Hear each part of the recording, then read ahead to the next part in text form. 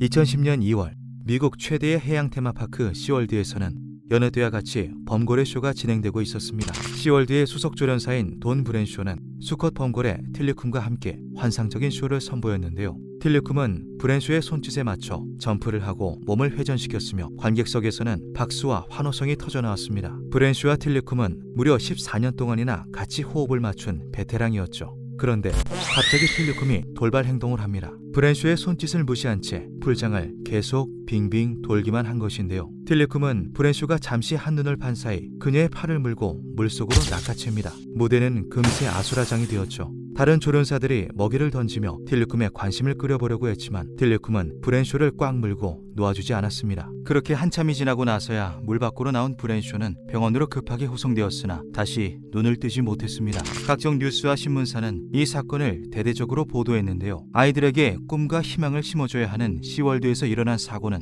미국 전역을 경악하게 했습니다. 뜻하지 않게 악명 높은 범고래가 되어버린 틸리쿰. 틸리쿰에게는 대체 무슨 일이 있었던 걸까요? 때는 1983년 아이슬란드 해안을 헤엄치던 2살의 어린 범고래는 가족들이 보는 앞에서 해양어선에 의해 납치를 당합니다. 시월드는 쇼에 쓰기 위해 어린 범고래를 사들였고 틸리쿰이라는 이름을 붙여주었죠. 시월드의 범고래 훈육 방법은 정말 가혹했습니다. 한 마리의 범고래가 말을 듣지 않으면 모든 범고래들을 굶겨서 벌을 주었는데요. 수족관에 적응하지 못한 틸리쿰이 사육사의 말을 잘 듣지 않자 사육자들은 틸리쿰을 포함한 다른 범고래들의 식사를 일제 지급하지 않았습니다. 그럴 때마다 틸리쿰은 같이 지내는 다른 범고래들의 공격을 받아야만 했죠. 틸리쿰은 수족관 생활을 하는 내내 집단 에 시달렸다고 하는데요. 힘든 하루 일과를 끝낸 틸리쿰을 기다리는 건 10m 남짓의 작은 개별 수조였습니다.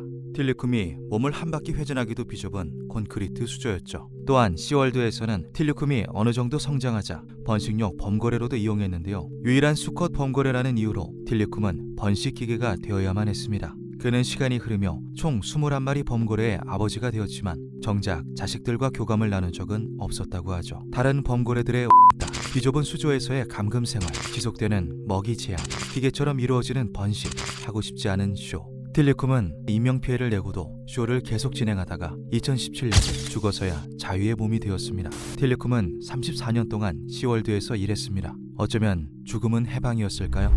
야생에서의 범고래 평균 수명은 수컷의 경우 최대 50년, 암컷은 90년까지도 산다고 합니다. 하지만 수족관에서 쇼를 하며 사는 범고래들의 평균 수명은 대략 30년 전후이죠.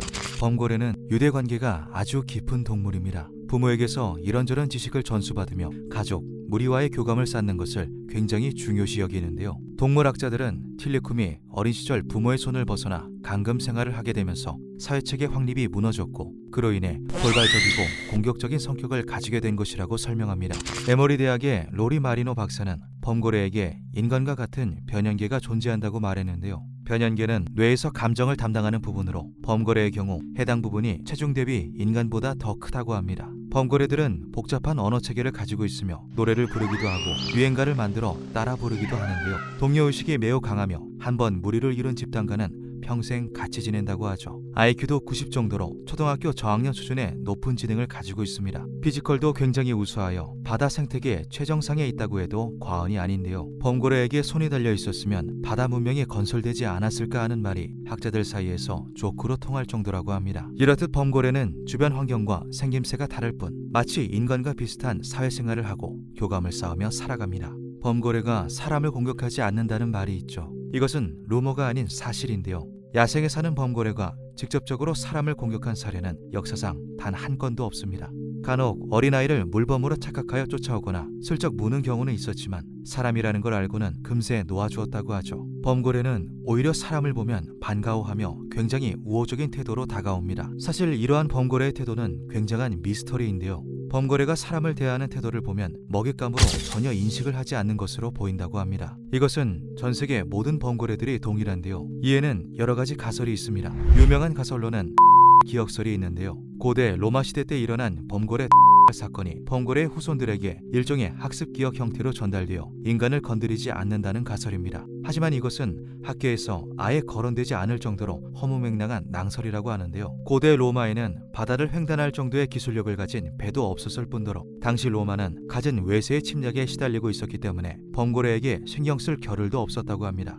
기억설이라면 인간에게 우호적인 것이 아니라 도망가야 정상이라는 말 또한 있죠. 학자들은 범고래가 인간을 공격하지 않은 이유로 뇌파 가설을 제시했습니다. 범고래의 발달된 신경계는 아주 미세한 파장까지도 잡아낼 수 있습니다. 인간의 뇌세포 뇌련 사이사이에 흐르는 미약한 전류로 인간들이 자신과 같이 두뇌가 발달한 고등 생물임을 본능적으로 알아본다는 것인데요. 자신보다 지능적인 생물임을 자각하였기 때문에 공격적인 행동을 보이기는커녕 오히려 우호적으로 다가오는 것이죠. 이러한 가설은 인간의 경우에 대입해보면 더 쉽게 이해할 수 있습니다. 만약 우리가 인간보다 훨씬 더 지능적인 고도의 외계 문명을 접하게 되고 그 외계인들이 우리보다 강하고 똑똑하다는 것을 직감적으로 깨닫는다면 어떻게 될까요? 우리는 절대 그들을 먼저 공격하지 않을 것입니다. 오히려 호기심이 들어 먼저 다가가려고 하겠죠. 학자들은 이러한 맥락으로 범고래가 인간을 공격하지 않는 것이라는 가설을 제시하였습니다. 하지만 인간은 좀 달랐습니다. 분명 범고래가 지능적이며 사회적인 동물이라는 것을 알았지만 그들을 잡아서